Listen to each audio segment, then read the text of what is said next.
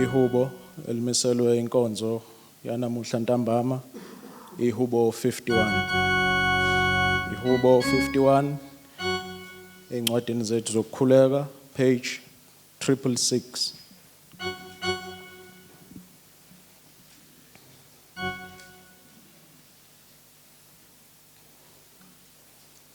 Ngizosho isigaba sami bese obaba belandela esigabeni esilandelayo.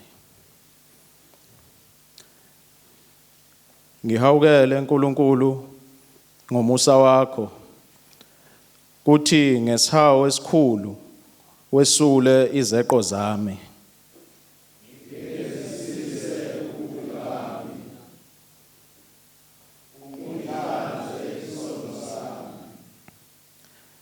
Ngokuba ngiyazazi izeqo zami, isono sami siphambi kwami njalo.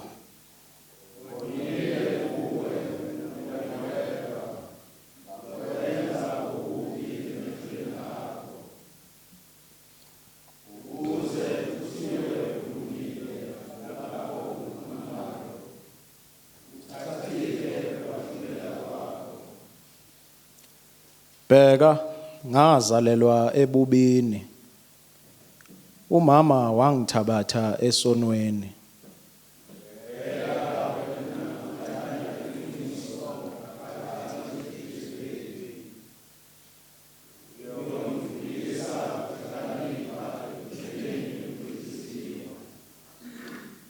Ngihlanze ngehisopho, ngihlambululeke, ungigeze ngibe mhlophe kuneqhwa.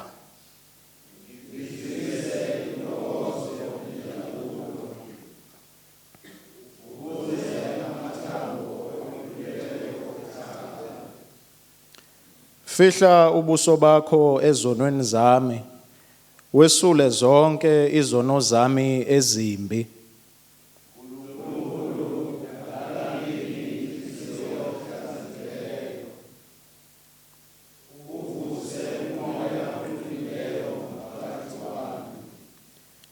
Ungangixoshi ebusweni bakho, ungangamuki umoya wakho ongcwele.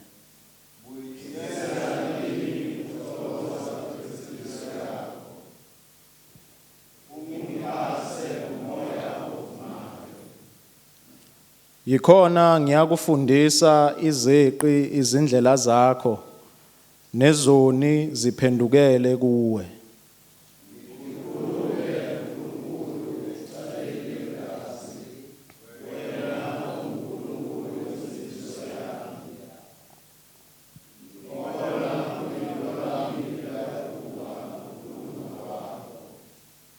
Nkosi, vula umlomo wami, yikhona uyakuzwakalisa udumo lwakho.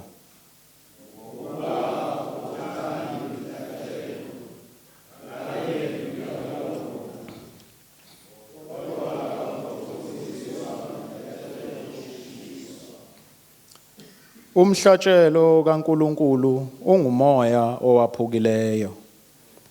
Inhliziyo eyaphukileyo nedabukileyo wena Nkulunkulu awuyikuyeya.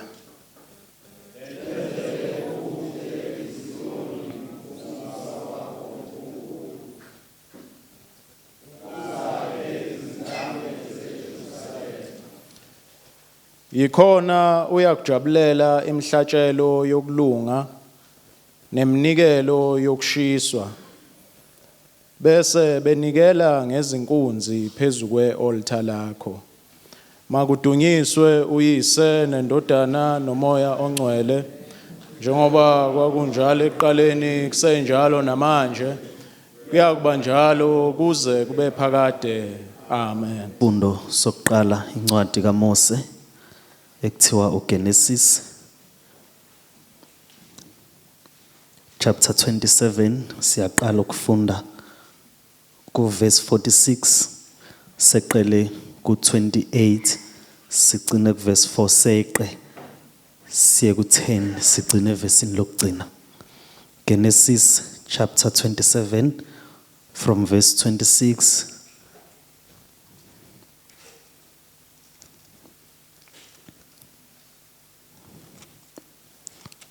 Genesis chapter 27 from verse 46 seqe siye chapter 28 sifunde sigcine ku verse 4 seqe siye verse 10 sigcine ku verse 22.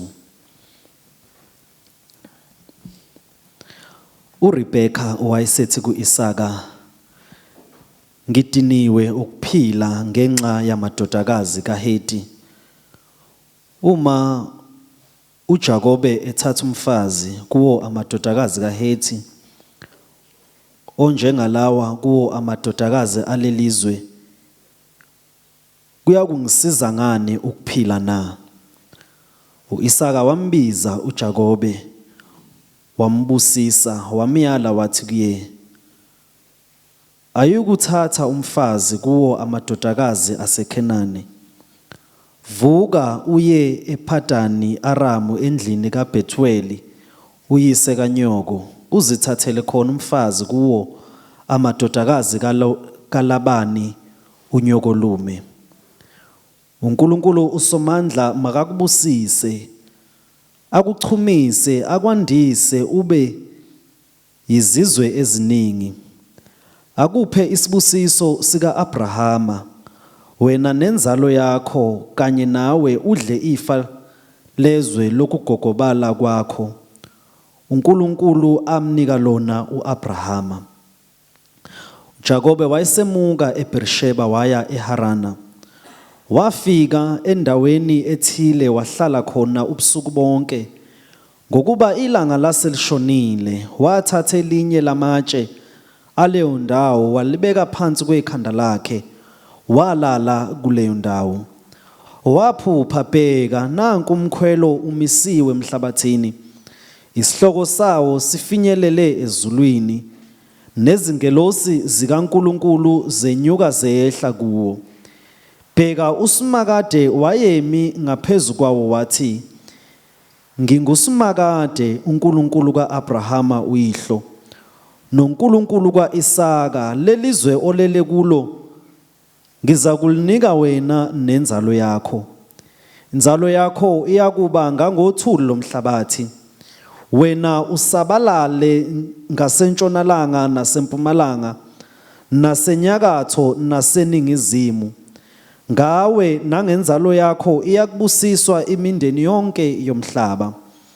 Bheka, nginawe, ngakulondoloza nakuphi lapha uyakhona.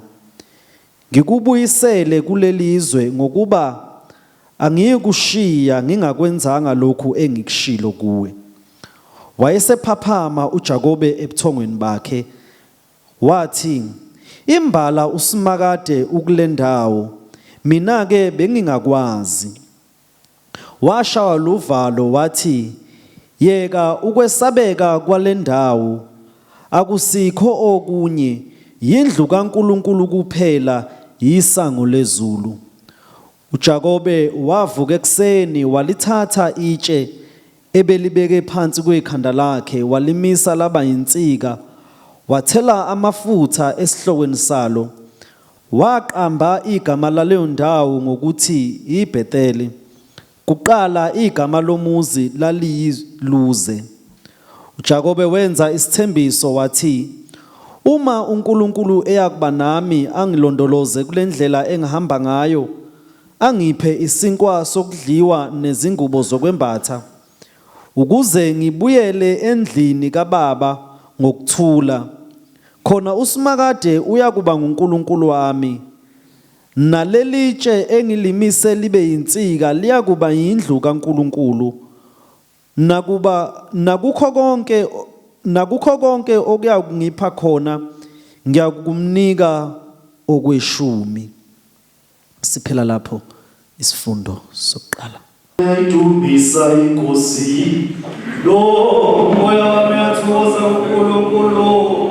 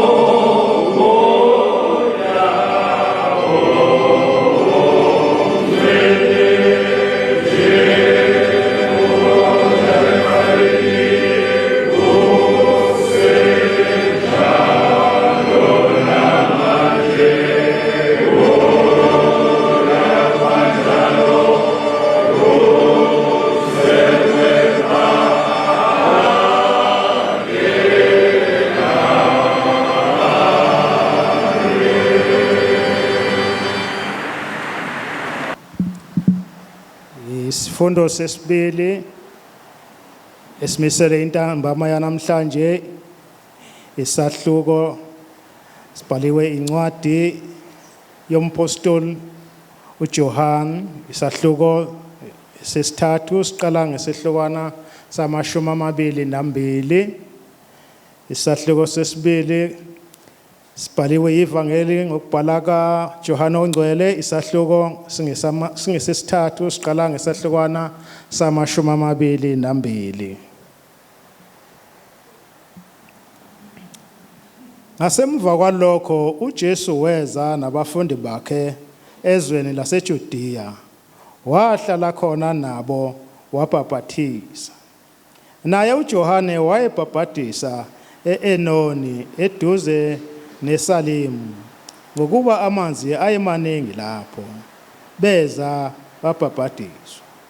Ngokuba uJohane wayengakafakwa etilongweni, kwase kuvela ukuphikisana phakathi kwabafundi bakaJohane nabaJuda ngokuhlambulula.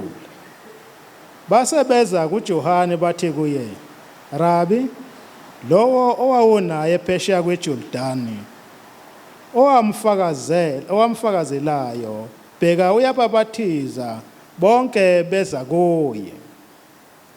Johane waphendula wathi, "Umuntu angakwamukele utho uma engaluphiwanga luvela ezulwini. Nina ngokwenu niyangifakazela ukuba ngathi angisiye uKristu mina, kodwa ngithunyiwe ngaphambi kwakhe. Onomlobokazi ongumyeni, kepha umhlobo womyeni omiyo emuzwa uthokoza nokuthokoza ngezwi lomyeni. Le ntokozo yami isiphelele. Ovela phezulu uphezu kwakho konke, ovela emhlabeni ungowomhlaba, ukhuluma okomhlaba, ovela ezulwini uphezu kwakho konke. Akubonikileyo nakuzwileyo lokho ufakaza ngakho, kepha akakho owamukela ubufakazi bakhe. Owamukele ubufakazi bakhe ulubekile uphawu lokuthi uNkulunkulu uqinisile, ngokuba lowo uNkulunkulu amthumileyo ukhuluma amazwi kaNkulunkulu, ngokuba akaniki umoya ngokulinganisela. Uyise uyayithanda indodana, wanikela konke esandleni sayo. Okholwa indodana unokuphila okuphakade, kepha ungakholwa indodana kayikubona ukuphila, kodwa intukuthelo kaNkulunkulu ihlezi phezu kwakhe. Siphela lapho isifundo sesibili.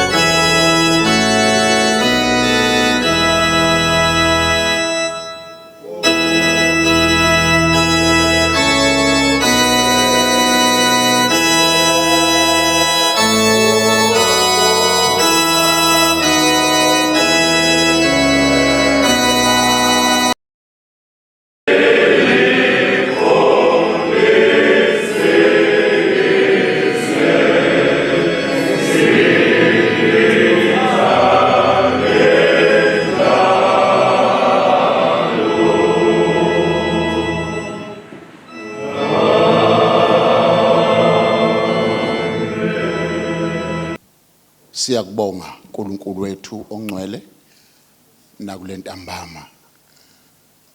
Sihlangene njengamadoda ale dayosisi yaKwaZulu. Sofuna ubuso bakho. Sifuna wena Jesu. Asifuni lutho oluningi. Asifuni ingqondo yamuntu. Asifuni ukuhlakanipha kwamuntu. Kodwa sifuna wena wedwa. Silapha ke uNkulunkulu siphume endaweni engefani. Nezimo ezingefani. Bhekana ke nezimo zethu. Sikulentaba. Egameni kaJesu Kristu. Amen. Cela sihlale phansi.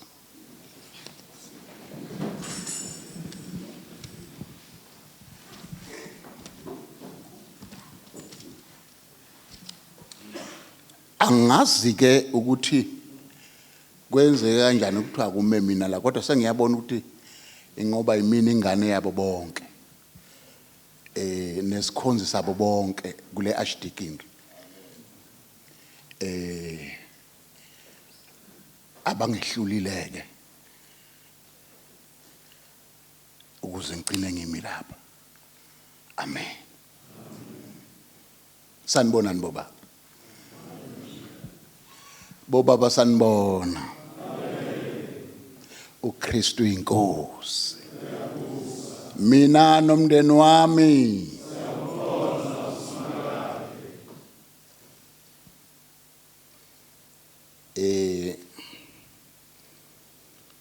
izinto ziyalunga uma ilungiswa amadoda. Nezoniwa womkhulu. Kodwa mase kusukuma amadoda ziyalunga. Ngoba akusikho konke abakwenza kahle abaphambi kwethu. Amaphutha khona. Kodwa makusuma amadoda aleso sizukulwane athi sesiyawudweba umuqa. Sithi masisuka lapha siyale. Asayi ngapha. Ngikholwa ukuthi kufanele njengamadoda basifike lapho. Singakusabi lokho. Amen. Ngiyindoda ke nje yakwaZungu ngoba ukuba umfundisi kwafika kamuva. Ukangifica nje ngiyindoda enonkosikazi ezalayo futhi.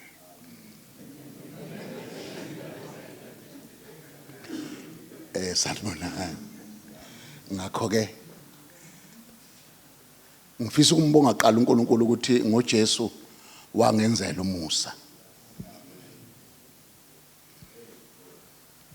Angimile ngalezi hubha ngisigqokile lapha phambi kwenu. Kodwa ngimi ngoba ngaphenduka. Hallo. Ngifisa isizwakalele bazalwane. Ngaphenduka. Ngoba indaba ilapho. Uma so correct izinto abaphambi kwethu abazonayo kufanele singalibaleke lelo gama lokuphenduka ngoba kuyaphendukwa. Amen. Ngicelile ke lapha ku chaplain ngiqale ngowami ngoba nginawo amandla okufika kulo chaplain lo ngemuva. Mashoba ngiqale kulo engiseduze kwakhe ongiphethe uMadlanduna ngathi Mshibe ngiyayicelela leli hubo 51 ngesithi ukulibuka kancane sihlangene kulentaba njengobaba. Ngifisa nje ukukhuluma kancane ngolento uKristu inkosi.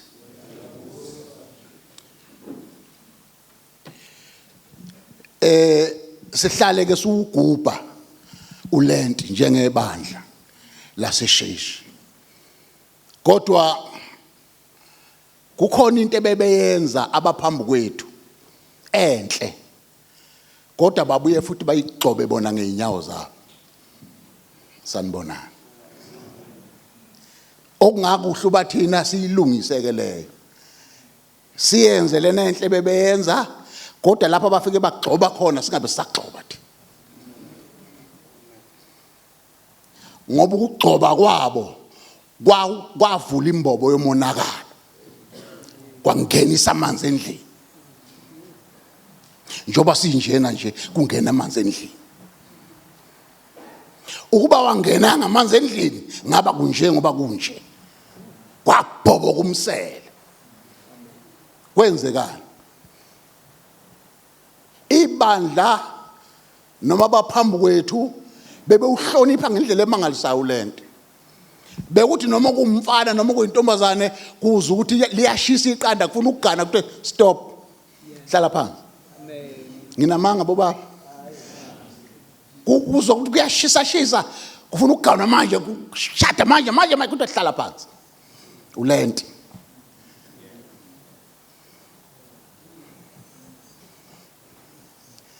Aw amen. Neimbuzi zayingathengwa ngolenti. Abadayisa imbuzi olamthu ukuthi babephaka ngoba ulenti. Asihlabi. uKristu inkosi. Asihlabi ngoba ulenti. Kuthula nje mthetho. Neimbiza ekugaywa ngazo ziwashiwe zabhekiswa phansi. Akugaywa akho mzonuka insipho washeshi. Ngama ma yayinhle lento yayizwa laba phambi kwethu. Yayinhle zigeziwe imbiza zathenwa upside down ngoba akuzukugaywa for 40 days. Akho nsipho ezonuka la. Neyinqawe zaqonqothwa, inqawe zaqonqothwa ngoba ulenti.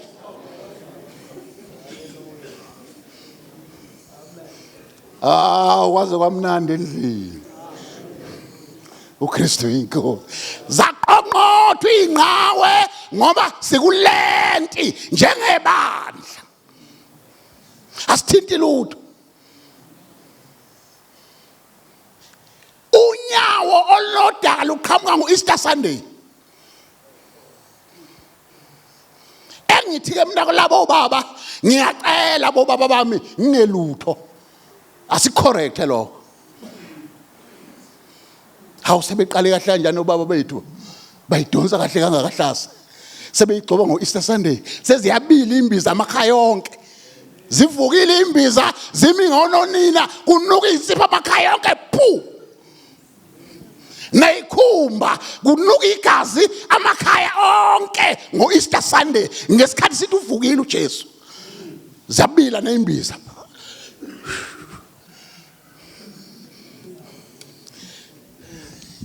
Ngoba amandla aya ngoku udlala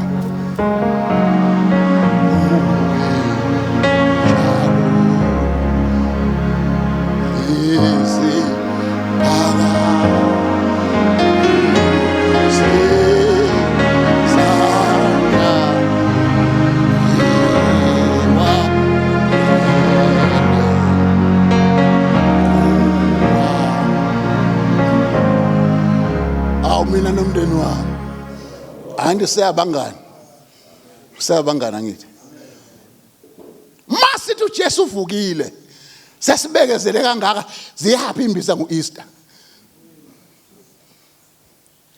zaseyithonga kangaka imbiza imbuzi ngo-Easter wenze njani ilento ebiyenzeka ke uma ngasukuma obaba bebandla bayicorrecte izolunga ngoba isenzeka nangoku. Hey, inzima indoda inzima impela. Kungaphuma isidumbu kunothi kukhulunywa ngesona endodeni. Kungaphuma isidumbu ngafa umuntu. Kunothi nje kuthi isono phela sin lesi.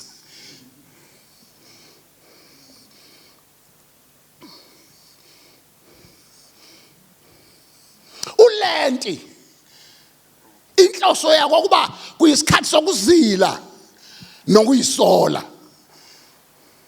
Awu amen. Bese sibuka ke lo 40 days uJesu esihluphekela. Sanibonani bobaba. Singebuyele lapho. Esikhathini sokuba sithi sizilile, siyayisola. And mawuzilile, uyisola, awuyisolela u40 days ubusuthi usu right. Kufanele udlule 40 days ungasabuyeli phela.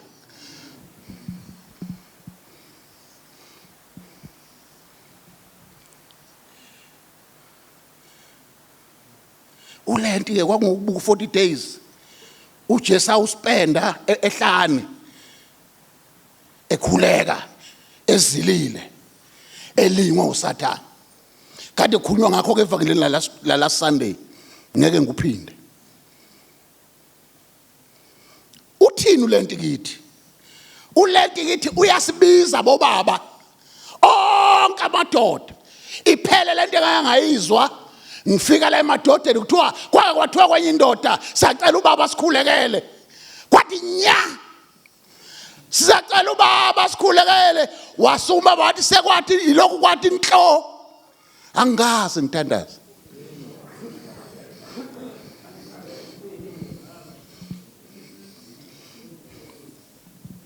Isikhathi manje soba silungisa izinto sime ngeenyawo sime sithi ziyalunga siyashintsha siyasuka lapha okwagcotshwa khona asagcobi kodwa sedlula kahle.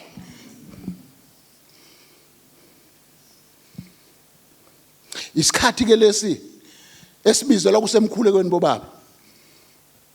Ayikho enye indlela esibekelwe yona ukuxhumana noNkulunkulu omthathe emunye ngaphandle komkhuleko.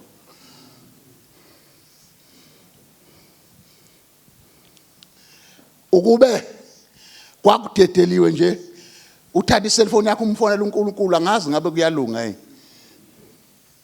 Kodwa indlela inye eyokukhuleka. Ngakho ke indoda bendoda isikhathi selesokuthi uma ngabe ithi ayikwazi ukukhuleka funda phela manje nanku 40 days.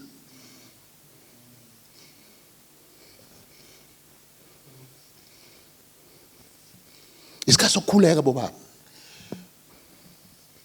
Akusona isikhathi sokubheka uqalaza izinto nezinto zabantu nakho lokho nalokho kodwa isikhathi sokukhuleka bobaba.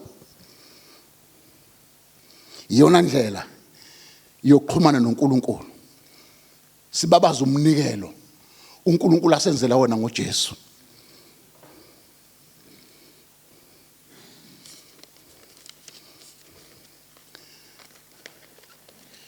Insika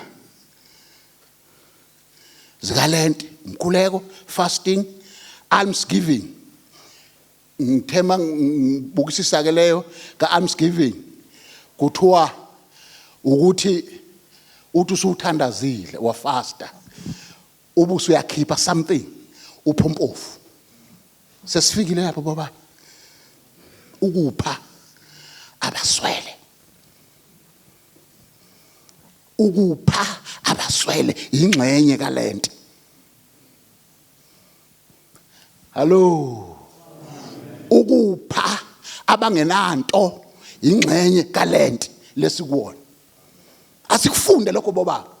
Ukupha ngiyekuze ngithi kulabe ngeke ngibe nenhlahla ukuhlala nabo ngithi mina yo ingabe siyothini kuJesu. Le midlalo esidlala ngokhisimuzi yeyitokofela. Sisesidlale ngenyama kuyingane zakho ishaya ingqebeshu ngevorce kodwa umakhelwane elambile. Asifunda ukupha ingxenye kalenti le. Awu amen. Sifundiswa lokho kulesi sikhathi. Siyathandaza, siyafasta. Ngendlela ezahlukeneyo bese siyapha. Insika lezo zakhona ofanele sizenze. Sifundeke ihubo number 51. Livama ukufundwa ke Ash Wednesday. Kuleli hubo lisukela kulesi siginya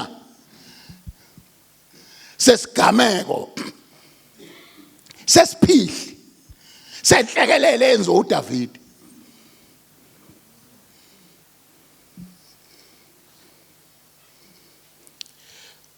uDavide number 1, uNkulunkulu wayemphila amandla okulwa kwakukuye ekuphiwa uNkulunkulu engakuphuwanga uyise uJese, kodwa uNkulunkulu owamnika amandla okulwa elwa izimpi ezinqoba, kodwa one day wadecide ukuhlala ekhaya wayeka into uNkulunkulu ayithwese emahlombe akhe wayinika omunye umuntu.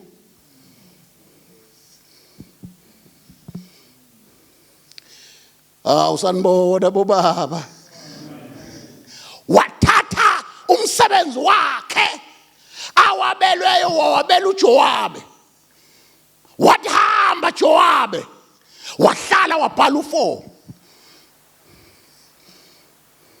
Ngesikhathi ehleze ebhala u4 yadlala iTV kwasho indoda isakaza ibhola, yadlala iTV. Ngesikhathi idlala iTV eyithola sehamba phezulu kwendlu engazi ukuthi ufunani lapho, kanti sizomdlalela umfana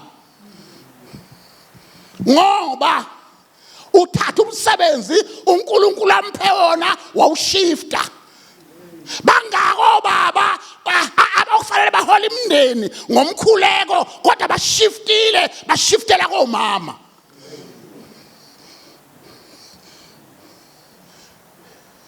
Zizothi izinto ingalunga ekhaya ulokhu uqalaza uzuthatha izagila, kanti inkingi yodwa uthe umsebenzi owunikiwayo wawudedelela komunye umuntu.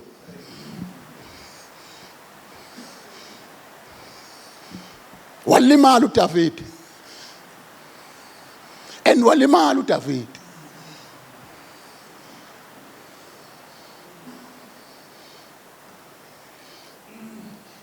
Uyabona umuntu mayelimele, bangixolela abafundisi, mina angazi ngenza ukuguga yini, iyangikhathaza mina lento bafundisi.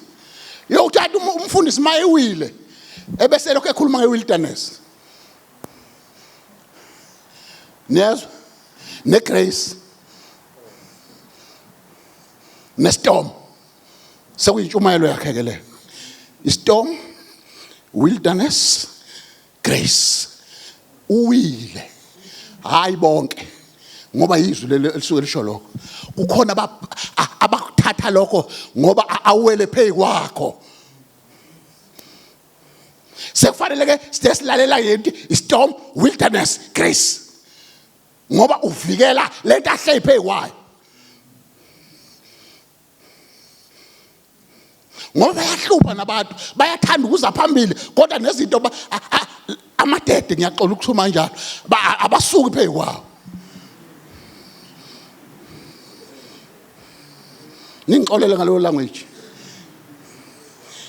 Ngiyazi umuntu uvela aphume nokuthe phecelezi uyobuya limaze wena ungasangizwanga uzuphuma nalokho engikusho manje. Ngakusizakala.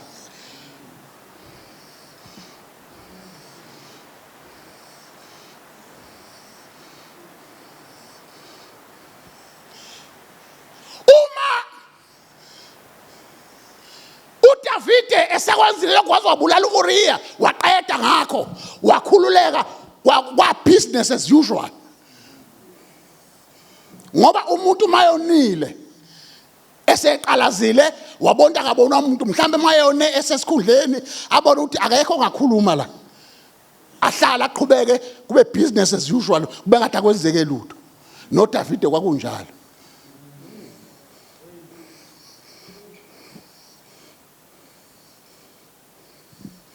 Kanti uNkulunkulu uzobuthuma lensizwa ukuthi uNathani imzela ngesu. Hawu Nkosi, kukhona amadoda amabili Sanibona bobaba bami. Kukhona amadoda amabili inkosi. Lenenye nakho konke. Isibaya sawo siyaqhilika. Sanibona. Kodwa bese kuba khona lele yodwa. Kuyayibhedela ziyayidlalela. Ayinatwa. Kodwa inali ichukazana elilodwa.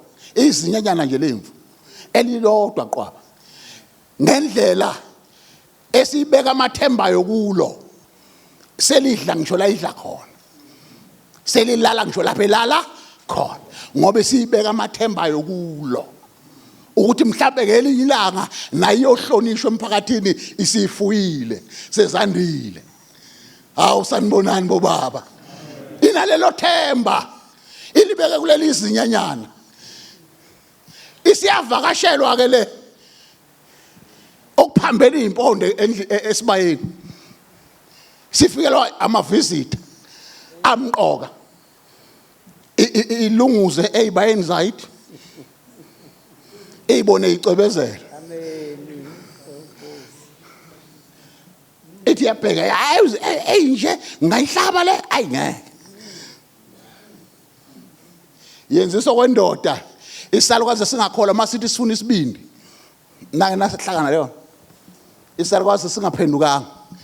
Sithi mase sifuna ukufa sithi sesisofa sithi ngifuna isibindi. Hawu uzosithatha aphi isibindi?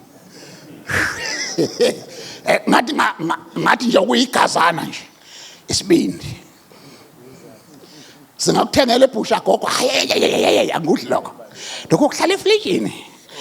Ngifuna esikale elika Skymani. Akhombe lenkabe enkulu ehlonishwayo la ekhaya. Ethandwayo la ekhaya. Iphuma indoda igijime iyojika esangweni. Ithi uthini gogo? Athi gogo sengishiya.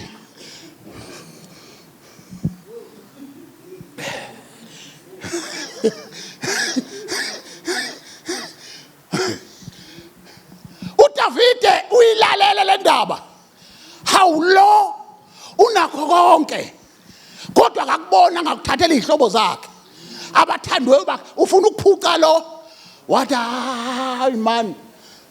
Ufanele ukufa lobo. Umuntu ombika nje. Akafanele ukuphila. Sanibona baba. Akafanele ukuphila mubi. Yayisehlisa umoya le yathi hawu baba uwe nje lo. Uwe baba. Uyayazi imikhubo yenzile uwe lo. Yehla indoda yathoba yathi ngihawukele uNkulunkulu. Hawele ngumsa wakho wesulu izabe iphambeko zami. Sanibona bobaba. Yabona ke bobaba ngesikhathi kufika i-AIDS isadume kakhulu angisho ukuthi ayisekho. Kwakuthi magula umuntu hawu kuyagula lapha kwenze njani kuthiwa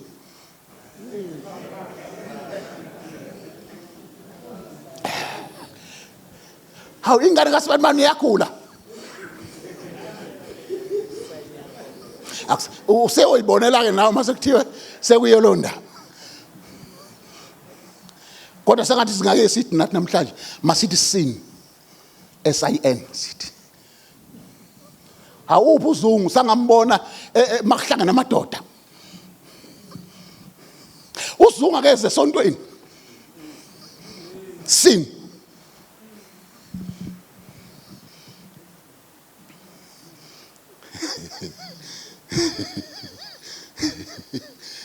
Uma sifunda ngesono sika Davide kubuya kimi into ethi othumile lo othumile makaqaphele ukuba ngawi. 1 Corinthians chapter 10 verse 12. Lo othumile makaqaphele ukuthi angawi ngoba Nike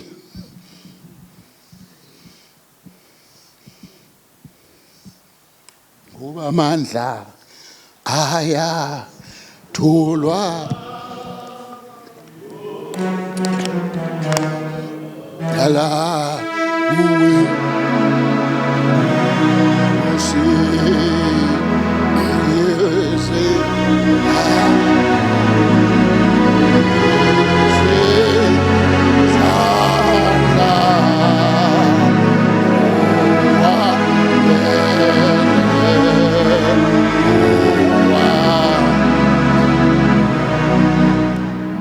into eyasiza uDavide esangasiza indoda ehleyila endlini.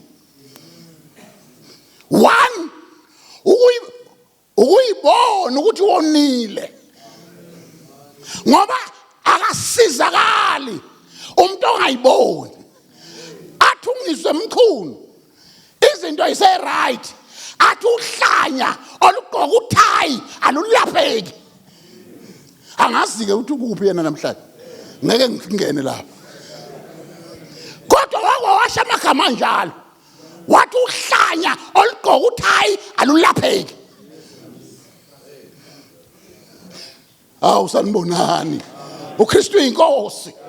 Indoda kulesi sikhathi kufanele ivume, ibone ukuthi ngonile, hayi unkosikazi, hayi ingane, kubheda kanje la ekhaya kone mina Nhloko. Kunini lapha indoda eyayikhomba yona, ingalokuthi lo mfazi onginikele.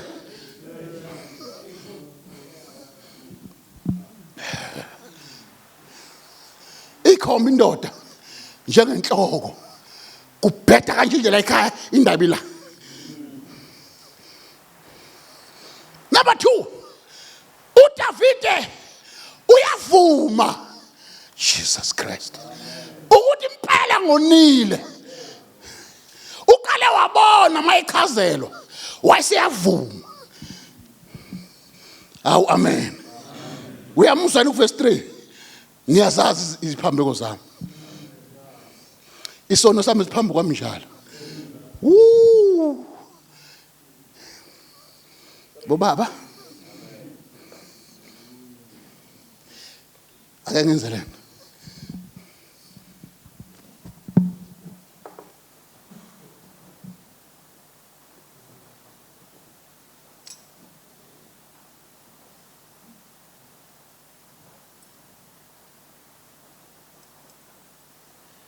Amen. Niyababona abafundisi bagqoka kanjani? Kodwa isono sifana nentwala. Angiphinde.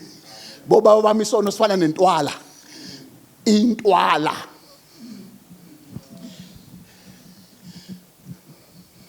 Ayinandaba intwala nomfundisi. Futhi ayivinjwa ikhasuke. Kodwa ngathi ningangiswa bobaba bami. Intwala ngeke ivinjwe ile khasuke ngiyigqokile. Nale cloak. Njoba ngikhihlizela ngingaka. Intwala into eyinkinga yayiyodwa.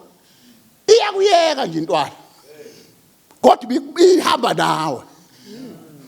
uDavide mayithi isono sami siphambi kwami njalo, ngifuna uyizwe lento. Isono sami siphambi kwami. Intwala izodlula kule khasuke, idlule kule cloak, izohlala la. Awungathi ningangizwa uKristu inkosi. Izothusha ikhala isikhathi ukuthi abantu sebebaningi sengiphambi kwabantu, ibisihlala la noma la ihambe la. Intwala ke leyo.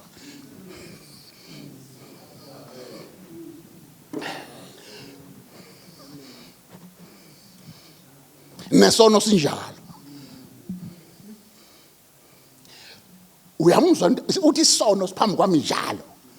Kusho ukuthi ngithi noma sekufaka isuthu. Glory to Jesus.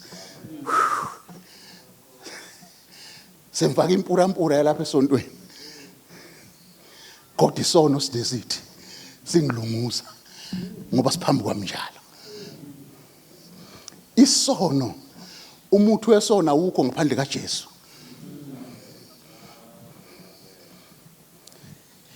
Ngisho ungayechancela uyochatha.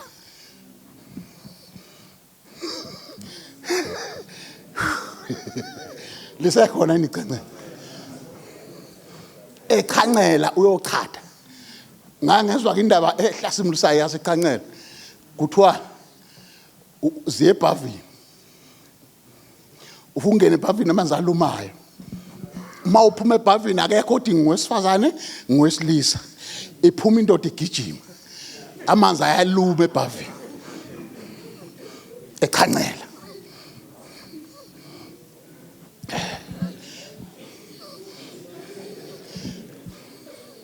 uKristu inkosi.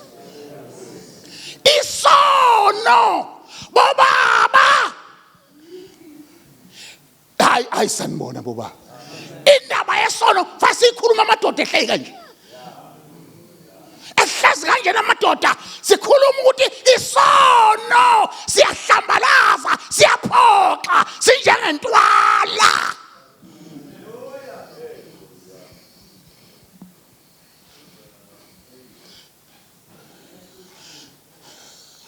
Asikhohliswa ukhololo isono. No. Ube siyakhohliswa ukhololo ngaba kunje. Ngoba kunjena nje. Angiqhubekanga ke lapho nizwile. Kodwa njengoba kunjena emhlabeni esikhulu.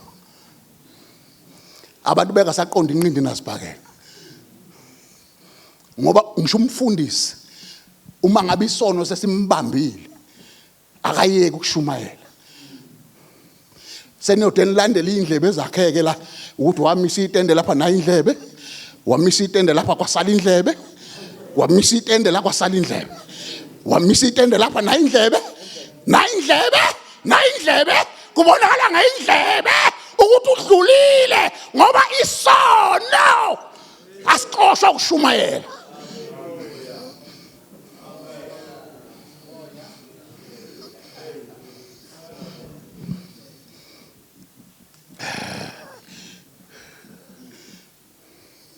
Asixoxe isono usumayela baba.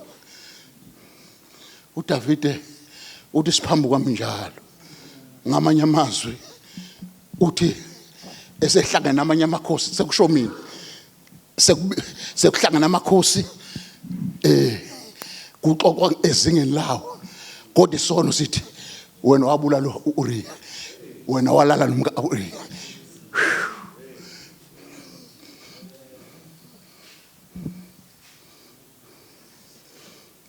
uDavide uverse 10 uyayisola.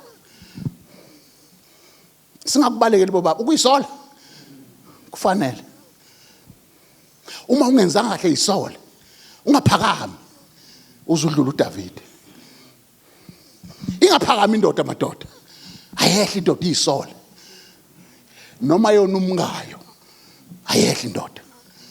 Ingalokhu ivuka ngolaka olungathi shu alwakhe.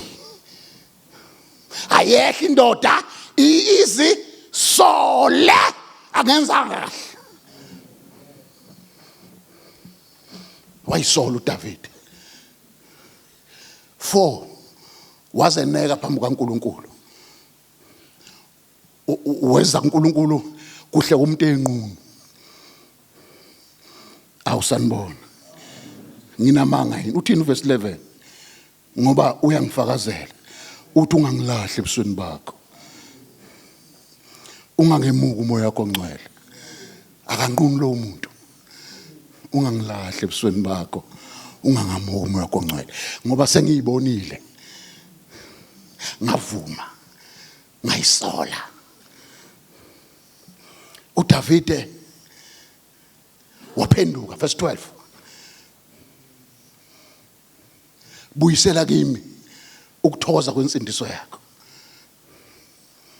Now verse 12. Ungiphase ngomoya ovumayo. Uma umuntu esephenduka uthi uNkulunkulu buyisela kimi amagugu akho wabeke kimi ngoba khoshe yodwa indoda la empumpununu ehlela onke amadoda lapha uNkulunkulu ubeka izinto zakhe kuwo kodwa indoda mhla yaphenduka uNkulunkulu ngamukelise lokho ubungiphathise khona sengiready sengulungele ukukusebenzela kodwa manje lokho igoqana njengeshongololo goqa konje kokho indoda okuthi ugoqa ningixole bayaza abafundisi angikhulumi ngayo Nkosi yami kodwa goqa shongololo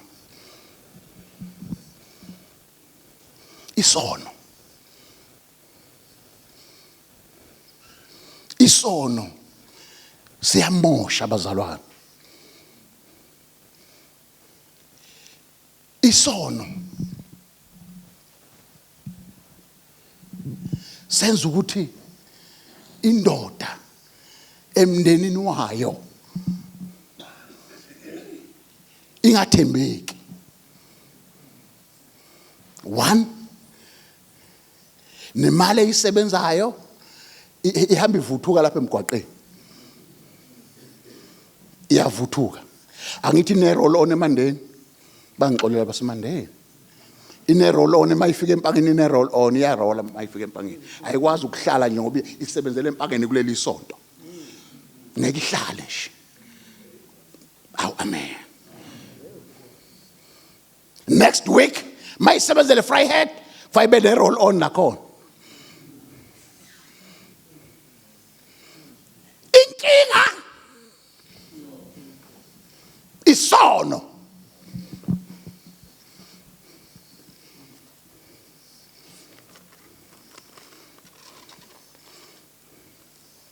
Bobaba kufanele basime ngenyawo zombili sisikhahlele sona noma ngabe kuthiwani noma ngabe sebesidla fork and knife kodwa thina sisikhahlele sona noma ngabe usuduma ngaso. Hawu ngikhuluma kahle ni bobaba. Indoda phela iyaduma mangabe idla isono sokufeba. Sengimdala manje angisenamanyala. 62 years angiseyona ingane. Ngidala impela. Mayindoda nje ingayiphethe kahle kuthiwa isoka lamanyala. Akushiyo ukuthi wazi wamubi uvusa umuzwa kwaZungu. Isoka lamanyala iphakanyiswe inconywe idume iward yonke. Ibidlala ngezingane zayo ilala no 13 years. Ingane ingangabazukulu bayo amanyala. Uyabona nje uzubona ukuthi konakele ebandleni. Bayilanda indoda yaziwa ukuthi ikipitile kodwa bayilande bazoyibeka isikhundla esontweni. Ngoba abantu besifazana abakhethani bodwa bafuna ukukhetha umuntu wesilisa. Bayilanda indoda ikipitile, bayilanda indoda inesithembe singekho emthethweni. Bayilanda bazoyibeka esontweni bayinika isikhundla. Isono angigcina ngolokhu bobaba ngoba ngifuna ukukhuluma kakhulu. Kwakukhona umnumzane wayeneplaza. Lo mnumzane wayeneplaza efuye inkomo. Kunedipha ziyadipha. uKristu inkosi. Ukuze kuphume amakhizane ngoba zixakwa amakhizane inkomo zomnumzane. Kodwa manje umnumzane ukhathazwe into eyodwa ukuthi phakathi kweinkomo zakhe kukhona inkomo ebuya namakhizane. Njalo mayediphini awayo ibuya nayo. Ezinye zibuya amakhizane esalile ediphini. Upoison uyawabulala kodwa kule awafi. Yakhathazeka indoda. Hawu ngizokwenza njani? Kanti imambana le inesu longangena emanzini.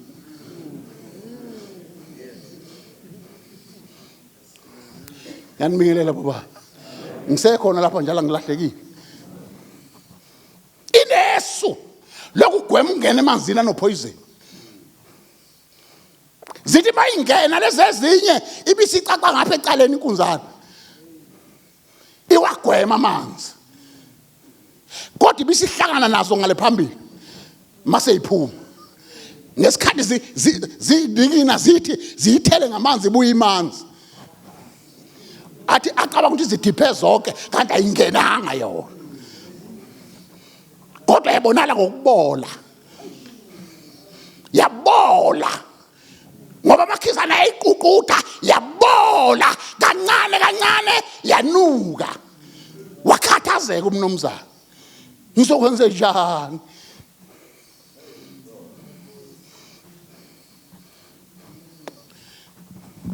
baba bam sengihlala phansi isono siyayibulala indoda isono siyayehlisa indoda ezingeni layo kodwa ukhona umuntu wedipha engizowumemezela ebusuku usekhona umuntu wedipha usekhona nasebusuku namhlanje uJesu umuntu wedipha ayaqathaka amakhizane uma sesifike kuye assume standards